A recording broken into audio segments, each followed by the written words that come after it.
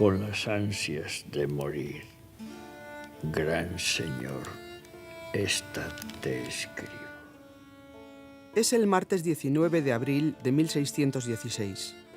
Miguel de Cervantes Saavedra, a sus 68 años, consciente de que su vida se extingue, escribe la dedicatoria de su obra Los trabajos de Persíles y Sigismunda, escrita según el patrón de la novela griega. Una dedicatoria para don Pedro Fernández de Castro, conde de Lemos, su protector, virrey de Nápoles desde hace 6 años y a cuyo séquito quiso unirse Miguel cuando éste partió hacia Italia. Ayer me dieron la extrema unción y hoy escribo esta. El tiempo es breve, las ansias crecen, las esperanzas menguan y con todo eso pienso en las ganas que tengo de vivir. Ha decidido que se le entierre en el vecino convento de las Trinitarias, según la regla de la Orden Tercera de San Francisco, en la que había ingresado 2 años antes, más siguiendo una costumbre de la época que por fervor espiritual.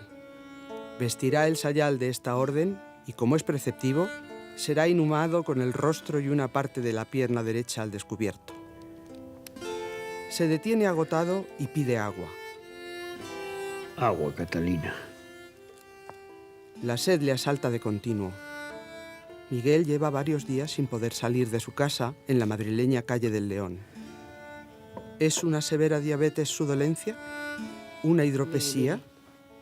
¿Un problema renal? Lo cierto es que retiene líquidos en el vientre y carece de fuerzas y ánimo para cualquier cosa. Catalina es Catalina de Salazar, su fiel esposa desde hace algo más de 31 años. Quiere hacer un largo viaje y, si es prudente, antes de ponerse en camino, busca una compañía segura y apacible con quien acompañarse. Son palabras de Don Quijote a Sancho Panza. Pues, ¿por qué no hará lo mismo el que ha de caminar toda la vida hasta el paradero de la muerte? Y más si la compañía que le ha de acompañar en la cama, en la mesa y en todos los sitios, como es la de la mujer con su marido.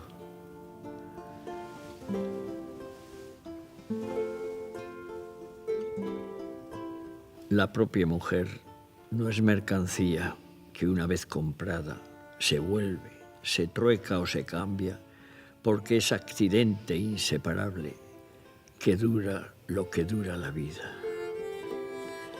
Es un lazo que si le echáis al cuello se vuelve nudo gordiano y si no le corta la guadaña de la muerte, no hay cómo desatarle.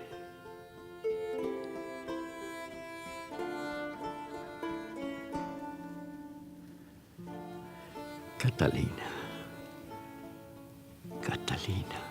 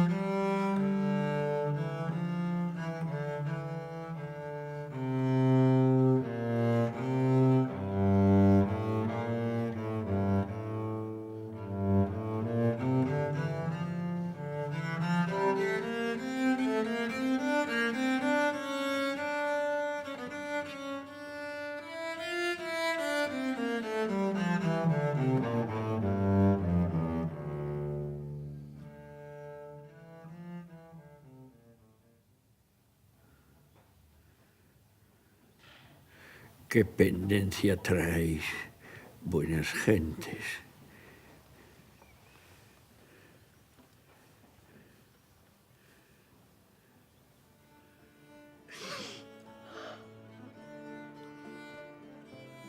No puedo sufrir sus impertinencias, ni estar de continuo atenta a curar todas sus enfermedades, que son sin número. Y no me criaron a mí mis padres para ser hospitalera ni enfermera. En el invierno de Quien mi así marido, habla la primavera es esa de mi mujer de padre, nombre Mariana, de tener que soportar que en el cosas entremés como del le juez de huele los la boca, divorcios se huele a 3 kilos reclama de deshacer el vínculo que la ata a su viejo marido. Muy buena dote llevé al poder de esta espuerta de huesos que me tiene consumidos los días de la vida. Cuando entré en su poder, me relumbraba la cara como un espejo. Y ahora la tengo como una vara de frisa encima. Vuesa merced, señor juez, me descase. Si no quiere que me ahorque. Mire, mire los hurtos que tengo por este rostro, de las lágrimas que derramo cada día por verme casada con esta anatomía. No lloréis, señora.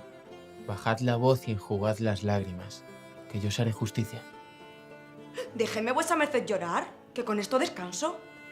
En los reinos y repúblicas bien ordenadas había de ser limitado el tiempo de los matrimonios, y de 3 en 3 años habían de deshacerse o confirmarse de nuevo, como cosas de arrendamiento, y no que hayan de durar para toda la vida, con perpetuo dolor de entrambas partes.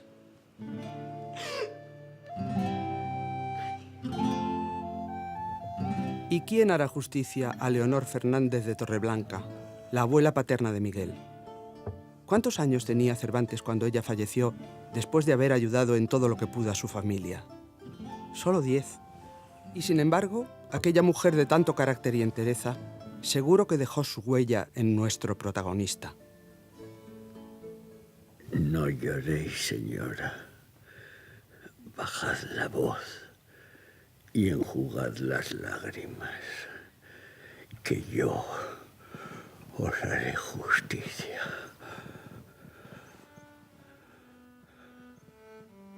Déjeme vuesa merced llorar, que con esto descanso. En los reinos y repúblicas bien ordenadas había de ser limitado el tiempo de los matrimonios, y de 3 en 3 años se habían de deshacer o confirmarse de nuevo, como cosas de arrendamiento, y no que hayan de durar para toda la vida, con perpetuo dolor de entrambas partes. Leonor, hija de un médico cordobés, se casó con el licenciado Juan de Cervantes, hombre de leyes con demasiadas ambiciones y menguados escrúpulos, dado a cometer abusos de autoridad que le llevaron a conocer la cárcel y del que vivió separada durante los últimos 20 años de su existencia, en compañía de sus hijos en Alcalá, mientras él, tras muchos tumbos, disfrutaba en Córdoba de una holgada posición con esclavos y criados y criadas, una de las cuales, al parecer, era su amante. La que a tus pies está arrodillada es hasta que tú quieras la sin ventura y desdichada Dorotea. Yo soy aquella labradora humilde a quien tú, por tu bondad o por tu gusto, quisiste llevar a la alteza de poder llamarse tuya. María, que fuera amante de un hijo natural del tercer duque del Infantado, don Diego Hurtado de Mendoza, Martín de Mendoza, alias el Gitano, en alusión a su madre, la bailaora María Cabrera, y cuyo progenitor le había concedido los grandes privilegios eclesiásticos de ser archidiácono de Guadalajara y de Talavera de la Reina, y abad de Santillana, entre otros. Una relación consentida por el padre de la joven, el ya mencionado y calculador Juan de Cervantes, criado del duque, que incluso dejaba a la pareja dormir en su casa en la misma cama, y fruto de la cual nació una niña, Martina, que tenía 18 años cuando vino al mundo en Alcalá de Henares nuestro Miguel, con el que no parece que apenas tuviera trato.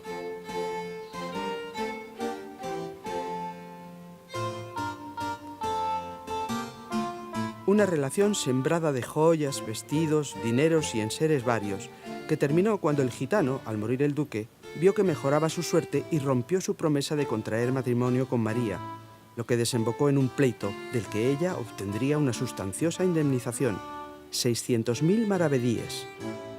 María de Cervantes, esa tía de Miguel que se hacía llamar orgullosamente María de Mendoza.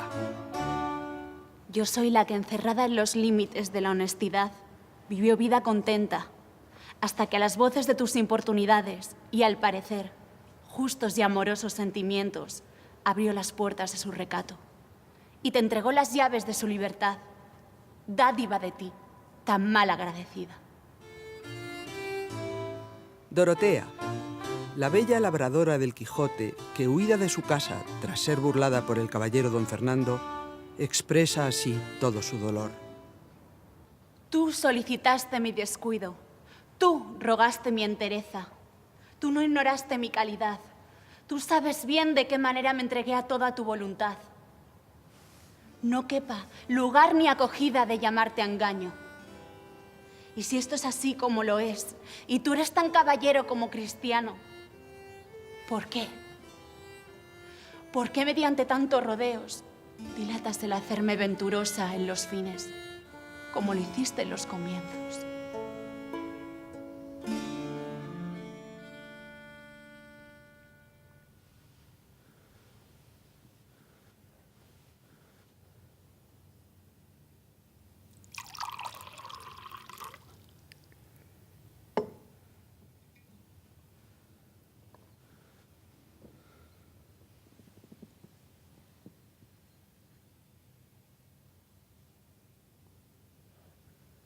Y si te parece que has de aniquilar tu sangre por mezclarla con la mía, considera que pocas o ninguna nobleza hay en el mundo que no hayan transcurrido por ese camino.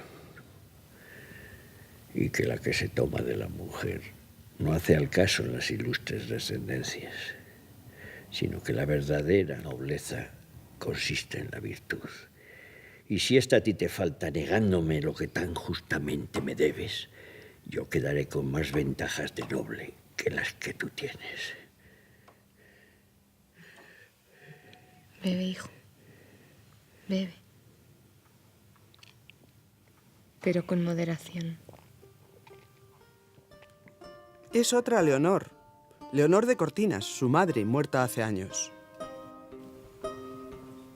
Leonor de Cortinas era hija de un rico hacendado de Arganda y se casó por amor con aquel Rodrigo de Cervantes, cirujano, que no médico, de poca monta y con severos problemas de sordera desde su nacimiento. Un matrimonio mal visto por sus padres, que le negaron a ella la dote que le correspondía. Leonor tuvo 7 hijos: Andrés, Andrea, Luisa, Miguel, Rodrigo, Magdalena y Juan. La casa natal de Cervantes en Alcalá era originalmente más pequeña y tenía la entrada por la calle de la Imagen en vez de por la calle Mayor. Leonor siguió a su marido desde Alcalá a Valladolid y desde Valladolid de nuevo hasta Alcalá en busca de una fortuna que se le resistía. Solo en Castilla había cerca de 3000 cirujanos y que le empujaba a contraer continuamente deudas que desembocaban en embargos o encarcelamientos. Un marido que se marchó un día a Andalucía en pos de esa suerte huidiza, acompañado de su hija Andrea y, según algunos, aunque no está demostrado, también por su hijo Miguel y otros miembros de la familia. Una familia que terminó reuniéndose en Madrid cuando nuestro Miguel tenía unos 18 años y que tuvo un pequeño golpe de fortuna cuando falleció doña Elvira, la madre de Leonor, y ésta pudo heredar una buena suma de dinero.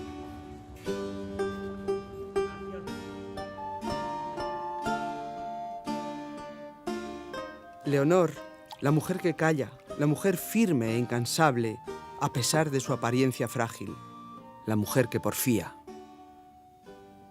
Bebe, hijo.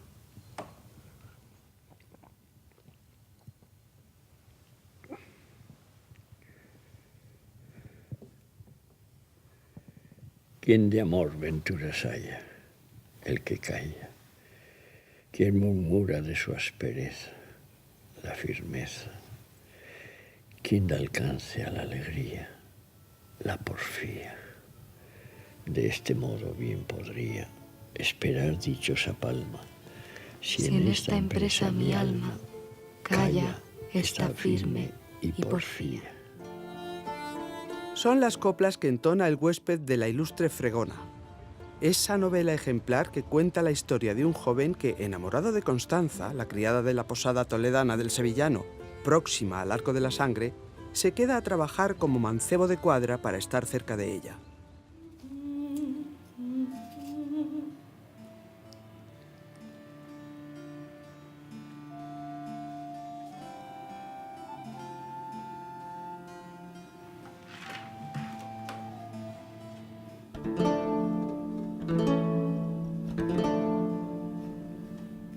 ¿Quién de amor venturas haya? El que calla. ¿Con quién se sustenta amor? Con favor. ¿Y con quién mengua su furia? Con la injuria. Antes con desdenes crece, desfallece.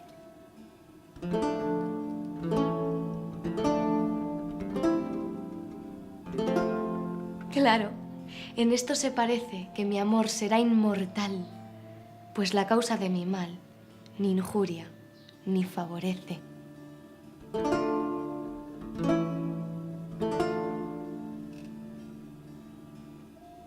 ¿Descubriré mi pasión? En ocasión.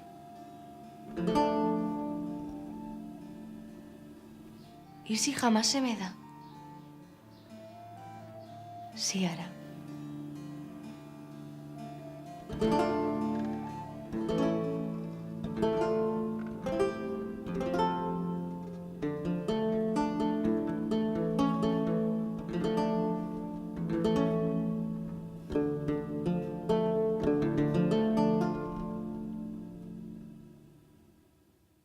Quien desespera, ¿qué espera? Muerte entera, Pues que muerte el mal remedia. la que es media, Luego bien será el morir, mejor sufrir.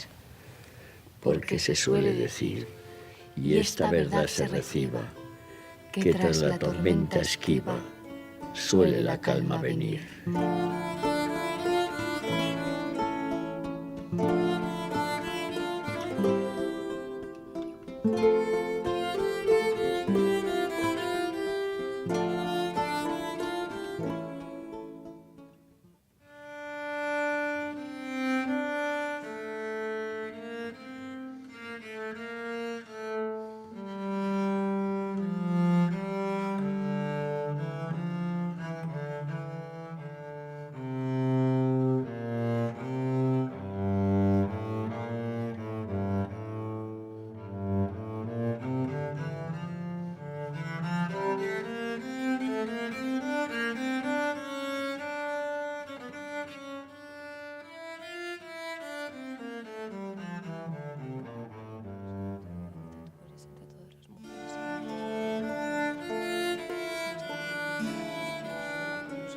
El estado de Miguel sigue empeorando.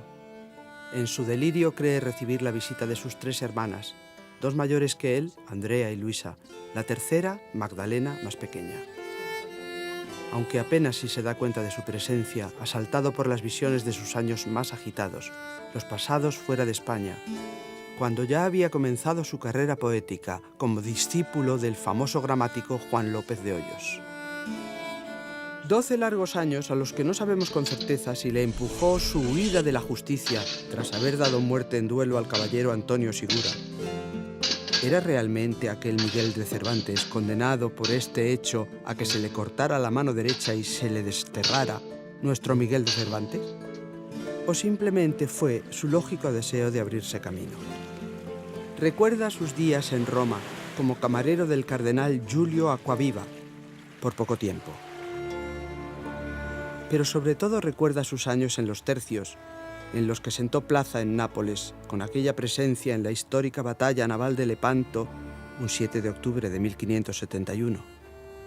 Testimonio de aquel acontecimiento es Nuestra Señora de la Victoria de Lepanto, que se venera en Villarejo de Salvanés, cerca de Madrid, tras ser traída por el vicegeneral de la Armada Cristiana, don Luis de Requesens. En aquel cruento enfrentamiento, Cervantes recibió 2 arcabuzazos en el pecho y uno en ese brazo izquierdo que quedó inservible de por vida.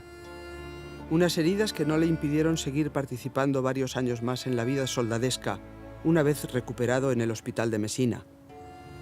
Y cuando daba por terminada Miguel esa etapa, llegan sus 5 años de cautiverio en Argel, después de que unos piratas berberiscos le capturasen a él y a su hermano Rodrigo, también soldado en los tercios, mientras regresaban a España. Miguel en la galera El Sol, Rodrigo en una fragata. Este que aquí veis, de rostro aguileño, de cabello castaño, frente lisa y desembarazada, de alegres ojos y nariz corva, aunque bien proporcionada. Así es. Esta es la única descripción fidedigna que de él poseemos, más allá de esos retratos de ficción a los que generalmente le asociamos. Un retrato de palabra, inserto al principio de sus novelas ejemplares. Las barbas de plata, que no a 20 años que fueron de oro. Los bigotes grandes, la boca pequeña, los dientes ni menudos ni crecidos, porque no tiene sino 6. Y estos mal acondicionados y perpostos, porque no tienen correspondencia los unos con los otros. El cuerpo entre 2 extremos, ni grande ni pequeño. La color viva, antes blanca que morena. Algo cargado de espaldas y no muy ligero de pies. Digo, que perdió en la batalla de Lepanto la mano izquierda de un arcabuzazo, herida que, aunque parece fea, él la tiene por hermosa. Por haberla cobrado en la más memorable y alta ocasión que vieron los pasados siglos, ni esperan ver los venideros. Militando bajo las vencedoras banderas del hijo del rayo de la guerra, Carlos V, de feliz memoria.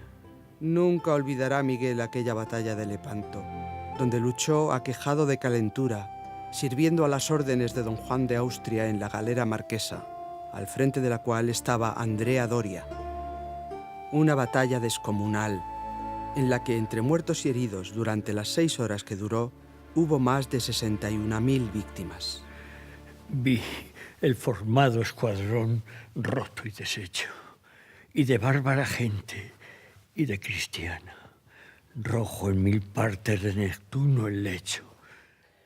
La muerte irada, con su furia insana, aquí y allí iba discurriendo, mostrándose a quien tarde, a quien temprana. El son confuso, el espantable estruendo, los gestos de los tristes miserables que entre el fuego y el mar iban muriendo, los profundos suspiros lamentables que sus heridos pechos despedían, maldiciendo sus hados detestables. Helóseles la sangre que tenían, cuando en el son de la trompeta nuestra, su daño y nuestra gloria conocían.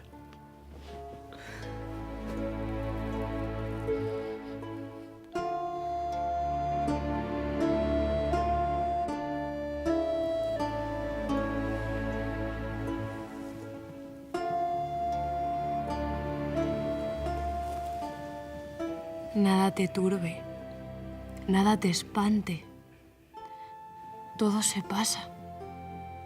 Dios no se muda. La paciencia todo lo alcanza. Quien a Dios tiene, nada le falta. Solo Dios basta.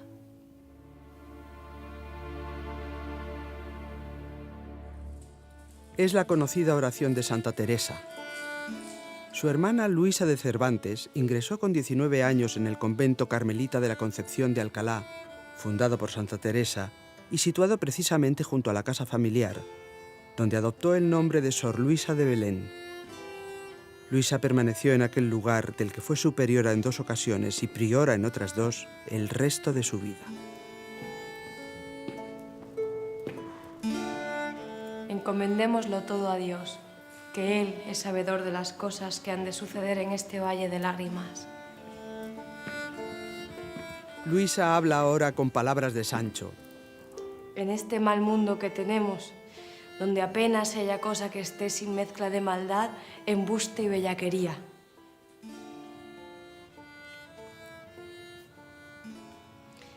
Nada te turbe, nada te espante, todo se pasa. Dios no se muda. Confianza y fe viva mantenga el alma, que quien cree y espera, todo lo alcanza. Del infierno acosado aunque se viere, burlará sus furores quien a Dios tiene.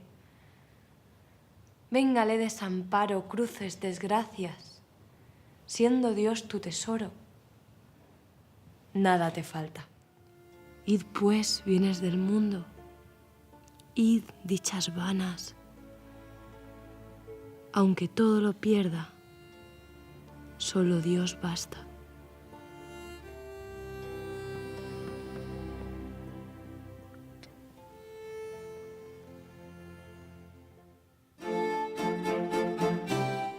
Y aquí se hallan de nuevo junto a él, superando la barrera de la muerte en esta ensoñación, esos dos vendavales de vida, sus hermanas Andrea y Magdalena. Andrea, que a los 20 años, estando con su padre en Sevilla, mantuvo relaciones con el noble Nicolás de Obando, que llegó a hacerle promesas de matrimonio y del que engendró una hija, Constanza, nacida poco antes de que Miguel abandonara España.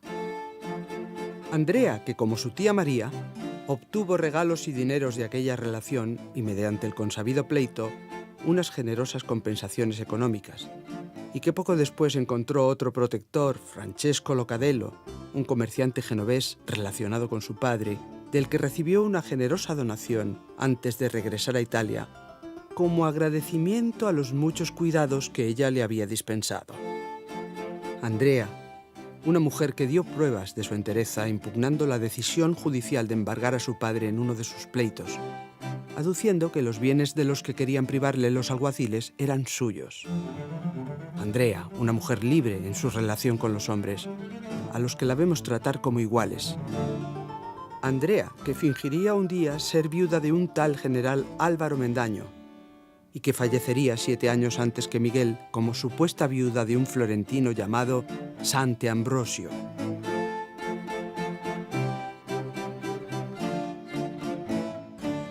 ¿Quién dejará del verde prado umbroso, las frescas hierbas y las frescas fuentes? ¿Quién, con el son amigo y sonoroso, no detendrá las aves inocentes? ¿Quién en las horas de la siesta ardientes no buscará en las selvas el reposo por seguir los incendios, los temores, los celos, rabias, iras, muertes, penas del falso amor que tanto aflige al mundo? Del campo son y han sido mis amores, rosas son y jazmines mis cadenas. Libre nací y en libertad me fundó. Es Gelasia, la pastora de la Galatea, esa Gelasia que reclama su libertad, una libertad de la que hacía también gala Andrea de Cervantes, la hermana de nuestro escritor. Del campo son y han sido mis amores, rosas son y jazmines mis cadenas. Libre nací y en libertad me fundo.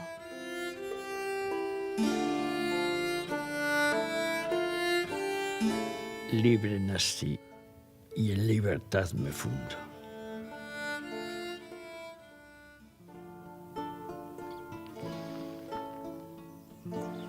Yo nací libre, y para poder ser libre escogí la soledad de los campos. Los árboles de estas montañas son mi compañía. Las claras aguas de estos arroyos, mis espejos. Con los árboles y con las aguas comunico mis pensamientos y hermosura. Fuego soy apartado y espada puesta lejos. Esta es la bella pastora Marcela de El Quijote, aquella a la que los pastores culpan del suicidio del pastor estudiante Crisóstomo, preso de amores no correspondidos. A los que he enamorado con la vista he desengañado con las palabras. Y si los deseos se sustentan con esperanzas, no habiendo yo dado alguna a Crisóstomo ni a otro alguno, El fin de ninguno de ellos bien puede decirse que no es obra mía, que antes le mató su porfía que mi crueldad. Y si se me hace cargo que eran honestos sus pensamientos y que por esto estaba obligada a corresponder a ellos, digo que cuando en ese mismo lugar donde ahora se cava su sepultura me descubrió su intención, cuando me descubrió su intención, le dije yo que la mía era vivir en perpetua soledad y de que sola la tierra gozase el fruto de mi recogimiento y los despojos de mi hermosura. Y de que sola la tierra gozase el fruto de mi recogimiento y los despojos de mi hermosura.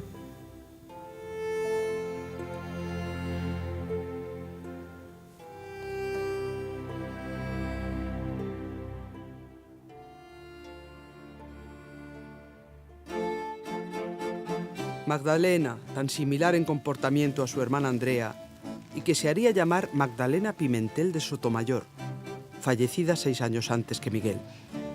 Ambas hermanas estuvieron relacionadas en un momento dado con 2 hermanos, Alonso y Pedro Portocarrero, hijos de uno de los ayudantes de don Juan de Austria. El primero de ellos, casado, y al que Andrea demandó, pues su relación fue duradera, en 2 ocasiones. Y luego otros nombres en el haber de Magdalena: Fernando de Lodeña, el hidalgo vasco Juan Pérez de Alcega, escribano de la reina Ana de Austria. Regalos, dineros, compensaciones por promesas incumplidas. Esta parecía ser la rutina de las mujeres de la familia de Cervantes, que a menudo le acompañaban y a las que la gente acabó bautizando como las Cervantas. Y si él, con todo ese desengaño, quiso porfiar contra la esperanza y navegar contra el viento, qué mucho que se anegase en mitad del golfo de su desatino. Si yo le entretuviera fuera falsa, si le contentara, hiciera contra mi mejor intención y presupuesto. Porfió desengañado, desesperó sin ser aborrecido. Mirad ahora si será razón que de su pena se me dé a mí la culpa.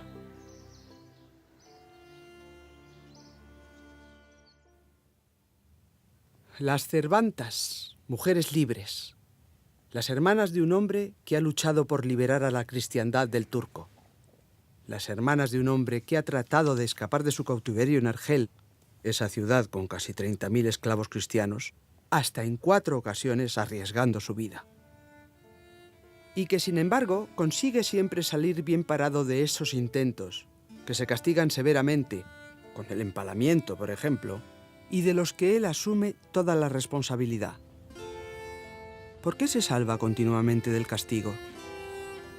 Porque mantiene una relación de sodomía con sus amos, amén de haber apostatado, como divulga su enemigo en Argel, el dominico fray Juan Blanco de Paz. ¿Por ser el amante de la hija del famoso berberisco Hagi Murad, la joven Zahara? ¿Porque los piratas creen que es un personaje importante que vale más vivo que muerto, como dicen otros? ¿Porque es algo más que un cautivo, un preso de confianza de aquel tiempo? Incluso una suerte de transportista clandestino de cautivos hasta tierras cristianas, compinchado en este negocio con sus amos, como aseguran otros. Triste y miserable estado, triste esclavitud amarga, donde es la pena tan larga, cuán corto el bien y abreviado. Así comienza Cervantes su obra dramática, El trato de Argel.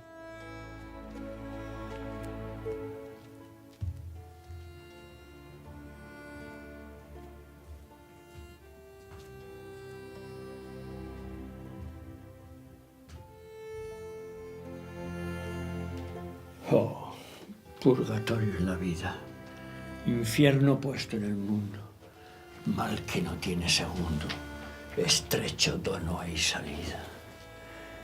Cifra de cuánto dolor se reparten los dolores, daño que entre los mayores se ha de tener por mayor.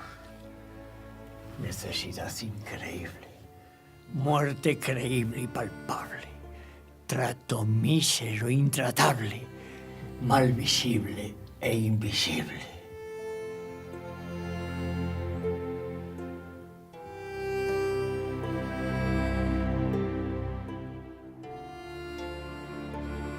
Son Andrea y Magdalena precisamente las dos hermanas que se desvivirán por reunir el dinero del rescate que solicitan los berberiscos por sus hermanos. 300 escudos por Rodrigo, al que liberarán los trinitarios a los 2 años, y 500 escudos de oro por Miguel, que llegarán a ser 1000 en algún momento, un precio tan alto fijado por las sospechas de su importancia tras haberle descubierto al ser apresado las comprometedoras cartas oficiales que portaba. Entre ellas, una recomendación para conseguir una patente de capitán de los tercios y su consiguiente sueldo. Las dos hermanas se desprendieron de buena parte de los bienes acumulados gracias a sus relaciones sentimentales. Entretanto, la madre, Leonor, se dirigía a diversos organismos oficiales solicitando escudos para el rescate o licencia para un negocio de comercio entre Valencia y Argel, fingiéndose viuda ante estas instancias para inspirar más lástima. Toda una familia volcada en la empresa de ver libre a Miguel, y por la que, rescatado al fin por los trinitarios en 1579, quedarían aún diversas deudas pendientes, unos 2000 reales. La libertad, Sancho, es uno de los más preciados dones que a los hombres dieron los cielos.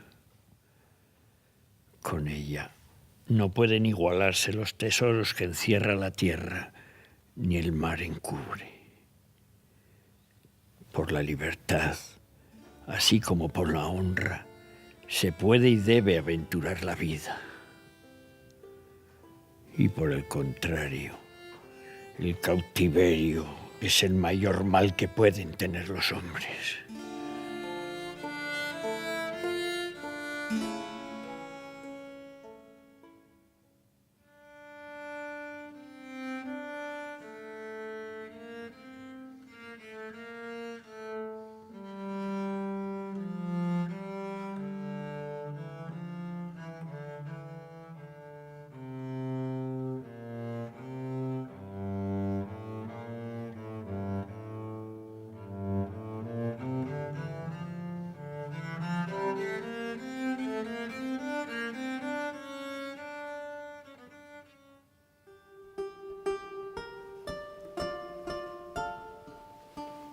Hay amores de levante que entre huéspedes se tratan, que llegan presto al poniente, pero que en el partir se acaban.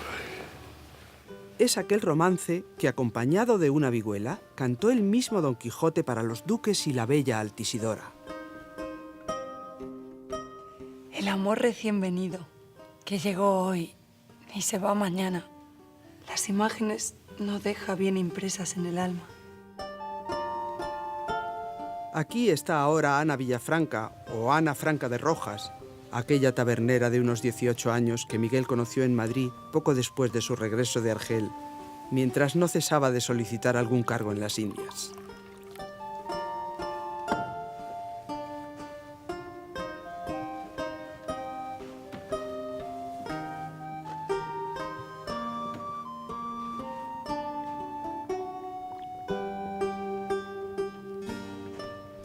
Ana Franca, la tabernera, casada con Alonso Rodríguez, del que ya tenía una hija en aquellos días, Ana, como su madre. Ana Franca, hija de un comerciante de lanas que dio en casar con aquel comerciante asturiano con el que regentaba un mesón en la calle de Tudescos, frecuentado por escritores. Y con la que Cervantes tendría una hija, Isabel, a cuya manutención contribuirá y a la que cuando fallezca su madre, teniendo la chiquilla 15 años, Miguel pondrá al servicio de su hermana Magdalena.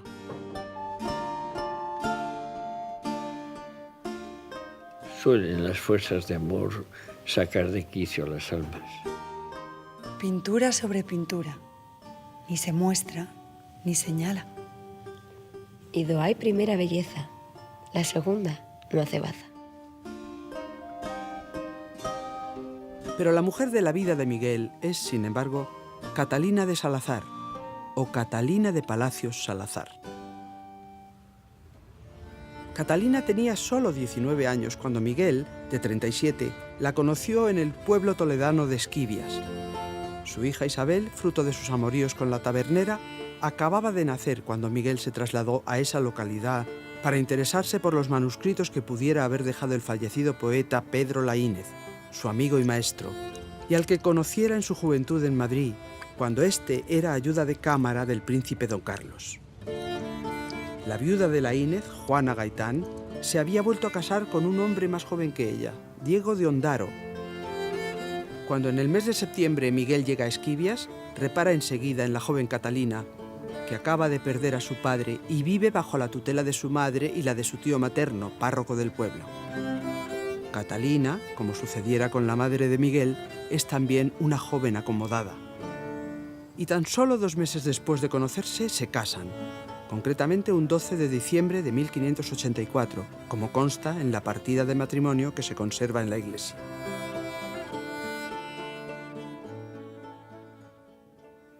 Dulcinea del Toboso, del alma en la tabla rasa, te llevo pintada de modo que es imposible borrarla.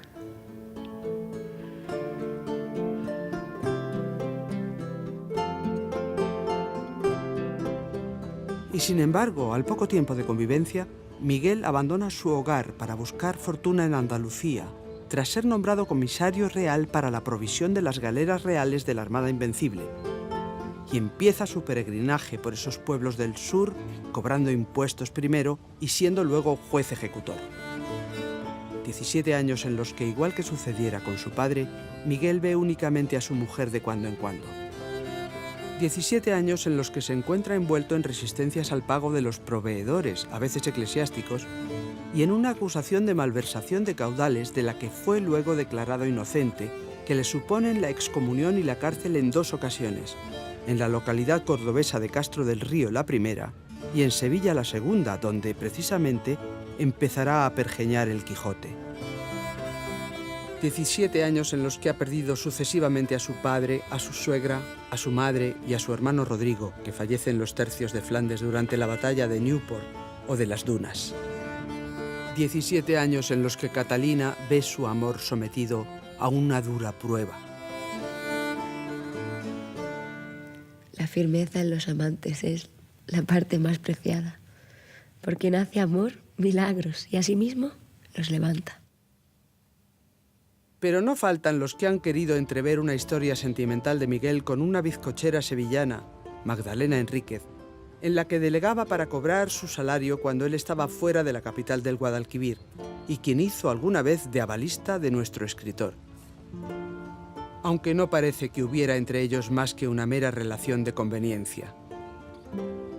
Y luego, 3 años después de su regreso definitivo a Esquivias, donde redacta Don Quijote, Miguel y Catalina, que tienen problemas con la hacienda, se trasladan a Valladolid en 1604, el año en que se imprime la primera parte de su gran obra.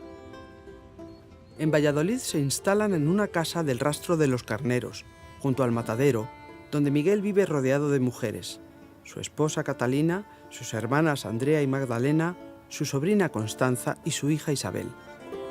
Y como vecinas, algunas mujeres más de Esquivias, como Juana Gaitán, la que fuese mujer de su amigo Pedro Laínez, que recientemente ha vuelto a enviudar por segunda vez. Es la casa de las Cervantas, en la que hay demasiado entrar y salir de caballeros a deshoras, por lo que el calificativo de Cervantas cobra tintes peyorativos. Es de vidrio la mujer, pero no se ha de probar si se puede o no quebrar, porque todo podría ser. Esto es lo que un prudente viejo le explica a otro en la novela ejemplar El curioso impertinente. Y es más fácil el quebrarse, y no es cordura ponerse en peligro de romperse lo que no puede soldarse. Junto a esa casa vallisoletana, entonces en los márgenes del río Esgueva, más tarde desviado, una noche de junio de 1605, un caballero, don Gaspar de Ezpeleta, es herido de muerte en un duelo. Miguel y todas sus mujeres salen a auxiliarle y le entran al piso de Luisa de Montoya, donde Magdalena de Cervantes se afana en curarle durante los 2 días que tarda en fallecer. Y en esa opinión estén todos, y en razón la fundo, que si hay Danaes en el mundo, hay lluvia de oro también. Miguel, sus hermanas, su sobrina Constanza y su hija Isabel, que siguiendo los pasos de sus tías tiene a sus 21 años un protector, el portugués Simón Méndez, y otras vecinas, entre ellas Juana Gaitán, dan con sus huesos en el calabozo durante unos días en tanto se aclara el suceso. Catalina, la mujer de Cervantes, está ausente en aquellos momentos, según algunos porque recientemente se había enterado de que Isabel era hija de su esposo y eso había provocado un distanciamiento temporal entre ellos.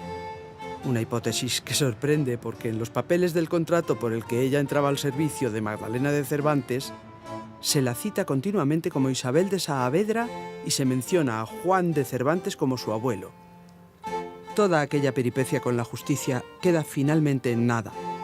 Pero los interrogatorios y las declaraciones de los testigos no hacen sino alimentar las habladurías sobre todas esas Cervantas, que oficialmente viven, lo que no deja de ser también cierto, de sus habilidades para los trabajos de costura.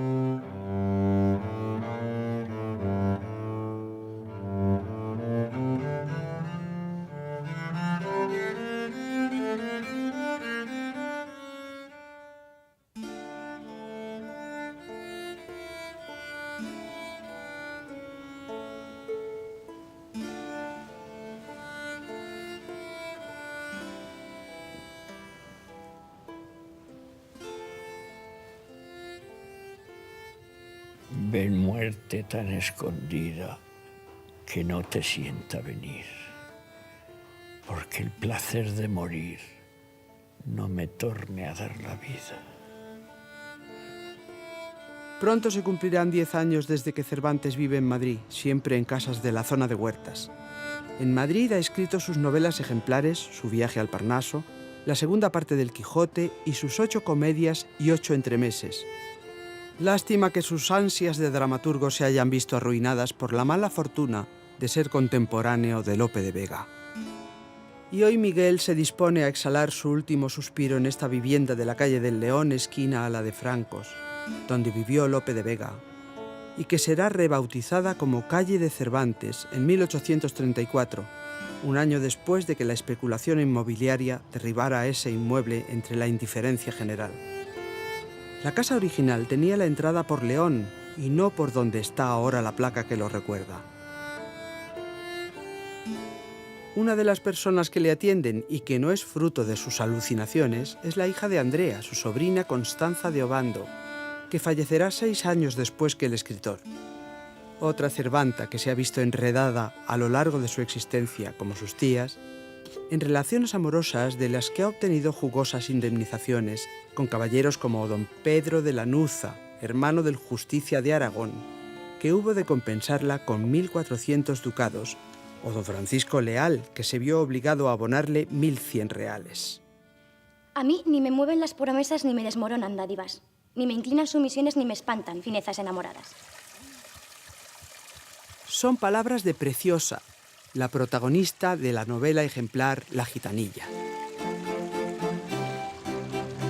Y aunque con 15 años, que según la cuenta de mi abuela para este San Miguel los haré, soy ya vieja en los pensamientos y alcanzo más de lo que mi edad promete, más por mi buen natural que por la experiencia. Esa Preciosa, la gitanilla, que con su ingenio y su belleza enamora a un joven de familia noble. Yo, señor caballero, aunque soy gitana pobre y humildemente nacida, tengo un espiritillo acá adentro que a grandes cosas me lleva. Una gitanilla que impone a su enamorado la condición de que viva un largo tiempo como gitano mientras se conocen y comprueba si es verdadero su amor, antes de decidir si le otorga o no su virginidad como esposa.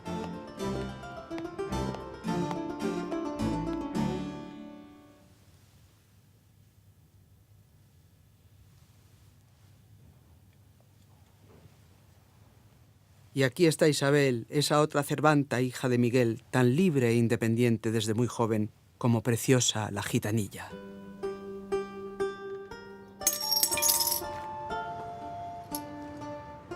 Los juramentos y promesas que hace el cautivo porque le den libertad, pocas veces se cumplen con ello.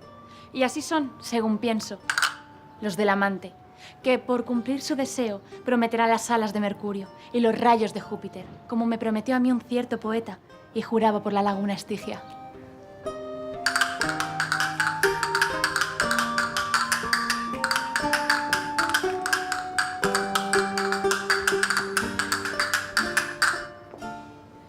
Estos señores bien pueden entregarte mi cuerpo, pero no mi alma, que es libre y nació libre, y ha de ser libre cuanto yo quisiere. Isabel, que tras una serie de relaciones con caballeros de altura, como aquel negociante portugués con el que andaba cuando tuvo lugar el escabroso asunto de Valladolid, se casó en Madrid con Diego Sáenz del Águila, del que enviudó 2 años después. Un matrimonio de conveniencia, como lo sería el que inmediatamente contrajo con Luis de Molina para ocultar su verdadera condición, la de protegida de don Juan de Urbina, secretario del duque de Saboya y próspero negociante. Un hombre casado y con nietos, muy bien relacionado en la corte y cuya familia había partido a Italia tras el traslado de la corte de Valladolid a Madrid. Cabecita, cabecita, tente en ti, no te resbales, y apareja 2 puntales de la paciencia bendita.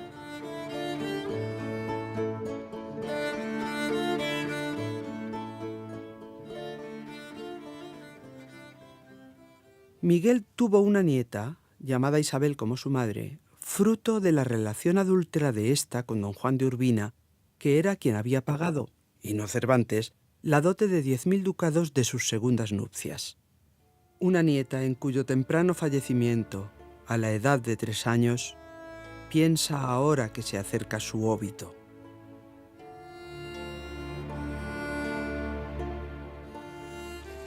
El poderoso amante de Isabel consiguió para ambas, madre e hija, una casa en la calle Montera que puso a nombre de la pequeña, oficialmente Isabel Sanz, no sin antes acordar en unas capitulaciones con Cervantes que si la niña fallecía, la propiedad pasaría a manos del escritor, quien mediante una cláusula secreta se la devolvería a su verdadero propietario.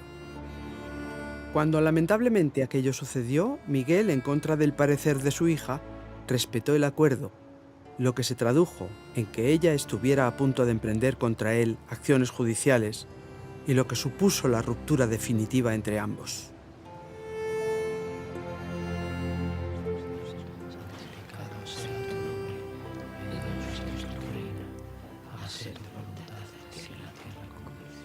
Solicita la bonita confiancita. No te inclines a pensamientos ruines. Verás cosas que toquen en milagrosas. Dios delante y San Cristóbal gigante.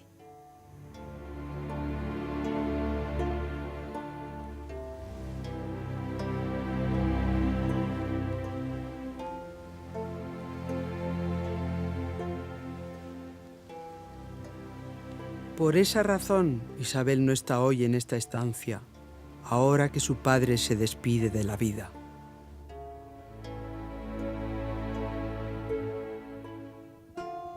Quienes están aquí de verdad son su sobrina Constanza y el matrimonio dueño de la casa con uno de sus hijos, capellán en la iglesia de San Bartolomé y en el convento de las Trinitarias Descalzas, donde Miguel recibirá sepultura.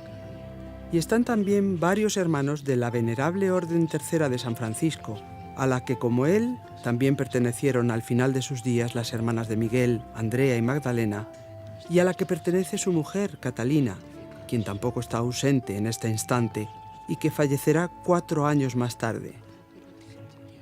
Catalina, en cuyo testamento, otorgado en 1610, dejaba a su marido el ajuar y todos los demás bienes muebles. Y todos los demás bienes que yo tuviere, excepto lo que mando al dicho mi hermano. Esto sin que se le pida cuenta al dicho mi marido, por el mucho amor y buena compañía que ambos hemos tenido. Oh, Dulcinea del Toboso, día de mi noche, gloria de mis penas, norte de mis caminos, estrella de mi ventura. Así el cielo te la dé todo en cuanto acertares a pedirle. Básteme a mí pensar que es hermosa y honesta. Y yo me hago cuenta que es la más alta princesa del mundo. Y píntola en mi imaginación como la deseo, tanto en la belleza como en la principalidad. Y ni la llega Helena, ni otra alguna de las famosas mujeres de edades pretéritas. ¿Quién hay en el mundo que se pueda alabar, que ha penetrado y que ha conocido el confuso pensamiento y la condición mutable de una mujer? Es el joven Cardenio, a quien el Quijote y Sancho encontraron en Sierra Morena, a donde había huido pensando que su amada Luscinda le había traicionado. Ninguno, por cierto.